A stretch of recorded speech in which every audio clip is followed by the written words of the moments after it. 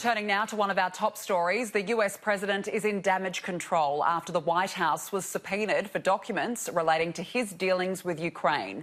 Officials say they were forced to issue the subpoena when the White House failed to produce the documents in September. It's part of the Democrats' impeachment investigation of Donald Trump. To discuss this and more, I'm now joined by Professor Joe Siracusa from RMIT. Professor, good to see you. Thanks for joining me this afternoon. My pleasure, Tanika. Firstly, what does this latest subpoena mean for Donald Trump?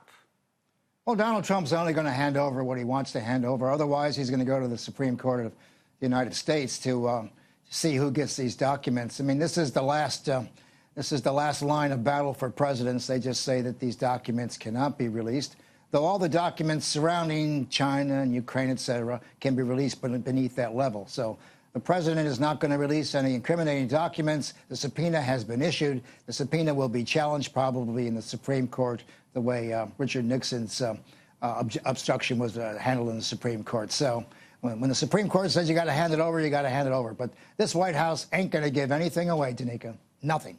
No, it doesn't appear to be. Professor, it's been certainly a very interesting week. This week, Scott Morrison was dragged into the US Mueller saga.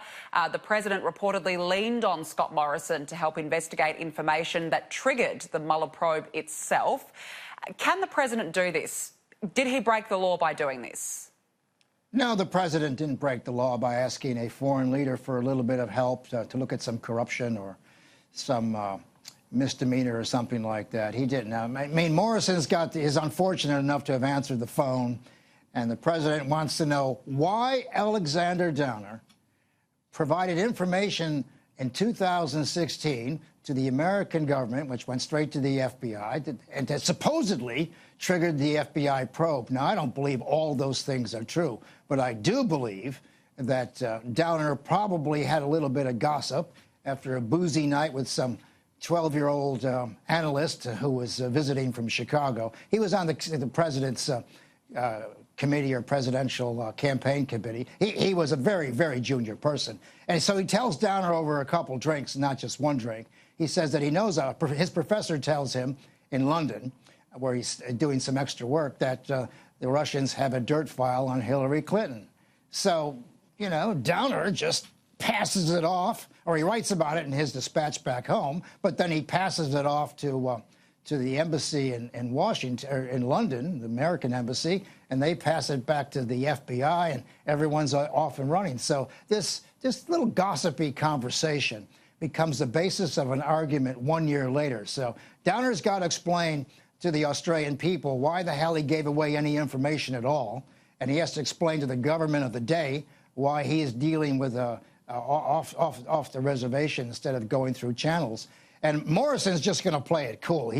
Morrison's big problem today is he's mentioned in the same sentence as the president of Ukraine and Australia and China. So he doesn't want to be in that sentence. He wants to get out of that sentence. So he'll nod and say, yeah, we're going to help, but he ain't going to do much about it because, frankly, there's nothing much the authorities in here can do about it. It's up to Downer. Downer's got to explain to somebody what he was doing, and I doubt Alexander Downer was going to do that, and I doubt Alexander Downer was involved in a conspiracy. My God, if you had a conspiracy, Alexander Downer is the last guy you'd want to invite to the conspiracy because he's a pretty open guy. You know, he doesn't keep a lot of secrets, and he expresses himself very, very clearly. Also, the Republican Senator Lindsey Graham has actually written to Prime Minister Scott Morrison about this. Is this dangerous for Australia by any means, Professor? Well, Lindsey Graham is one of these guys in the American South who has a finger in foreign relations or foreign affairs, and he's very close to the president. He's the one who suggested to the president that this Australian diplomat got the ball rolling, that it might be part of a worldwide conspiracy. I can assure Senator Graham and the President of the United States that no such thing exists, but Graham is very influential. I mean, Graham will stick with the president until he's thrown overboard. You know, he reminds me of Barry Goldwater, who was the last friend Richard Nixon had. So if the president ever gets in trouble and Lindsey Graham says, I'm not there for you in the morning, then the president of the United States is in deep trouble. Just want to go back now to the situation between the US and Ukraine. Text messages sent between officials of the Trump administration have revealed the extent of pressure put on Ukraine to investigate potential presidential candidate Joe Biden. Trump has now openly called on China as well as Ukraine to investigate Biden. How brazen is this by the president? Well, here the president may be doing things that are distasteful, but what he's saying is, I want you to look into this possible violation of trust or this corruption. I mean, all presidents are running for office or in office when they're dealing in foreign affairs. So you can't say the president's trying to do something that nobody else has done.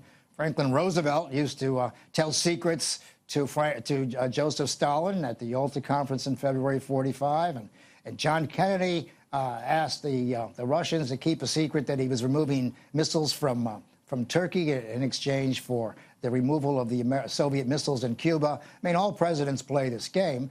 And what these documents reveal is that there were some people in the State Department, among the diplomats, who said that they didn't think this was a very good idea. And indeed, it's very distasteful. And this will be something probably judged by the voters in 2020, whether this is a bright idea or not.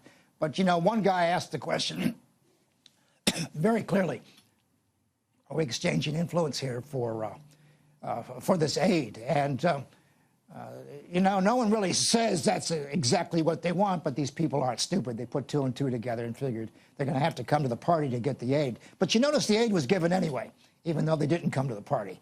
So that argument falls apart. So these documents are very important to Adam Schiff and the intelligence community as they start to build up their case. I'm just sorry they didn't use the Mueller report. The second half of the Mueller report indicated 10 ways to impeach the president for obstruction of justice. And the American people weren't backing it, so the Democrats backed off, and now they're latching onto this one, which is even harder to prove. Because if you can get the majority in the House of Representatives to say it's an impeachable offense, how are you ever going to get the supermajority of Republicans in the Senate to prosecute or to convict a president? So, you know, we're going to go through a lot of turmoil now for the next 16 months, and I think it could have been avoided.